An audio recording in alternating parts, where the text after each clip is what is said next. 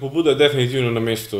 Mislim, gre za varovanje okolja in pa gre za en ukrep, ki v času krize pač prinaša določene olajšave za prebivalstvo, na drugi strani pa recimo, da pomaga gospodarstvu.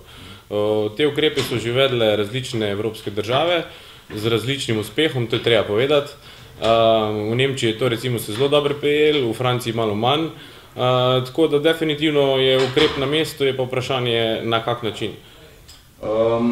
Kako pa ocenjujete to, da Slovenija v bistvu nima neke jasne okoljske strategije? Zdaj tudi v Bruslju ta vrh, ampak se je Slovenija baje tja odpravila brez stališč, tudi okoljski minister je včeraj po Ljubljani hodil, se pravi, ni bilo v Bruslju. Kako vi vidite to politiko? Da recimo na eni strani poslanci SD zelo spodbujajo te okoljske tematike, po drugi strani pa sama stranka ali pa njen vrh ministri v bistvu naredijo nič glede tega. Mislim, da je tu mogoče neko pomanjkanje dolgoročne vizije. Definitivno je okoljska politika, tudi med volilno kampanjo se je to pokazalo, zelo pomembna tema. Verjetno je zdaj bila rahlo potisnjena na obrobje političnega prostora za vsega ostalega dogajanja, ampak jaz sem prepričan, da bo ta vlada sprejela neke dolgoročne usmeritve. Poleg tega pa tudi mi imamo dolgoročne usmeritve na ravni Evropske unije. Načrt 2020 in pa vse ostale zadeve nas zavezujejo na nek način. A bi bil spet čas, da zdaj so sicer te volitve še daleč parlamentarne, ampak a bi bil spet čas, da pride ena zelena stranka v parlament?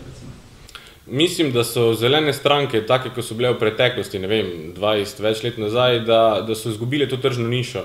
Glede zaradi vseh globalnih sprememb, zaradi tega, kar se dogaja na področju okolja, se morajo vse stranke s tem zelo resno ukvarjati. In to ni več zdaj tržna niša, ampak recimo, da je to že čist mainstream politika.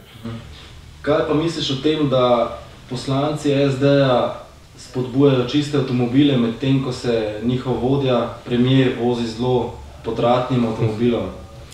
To je pa vedno ta dilema. Mislim, na eni strani razumem, da pač državniki in to pač se v nekih določenih avtomobilih prevažajo, ki niso samo avtomobili, ampak so na nek način jih varujejo pred tem ali pa drugim.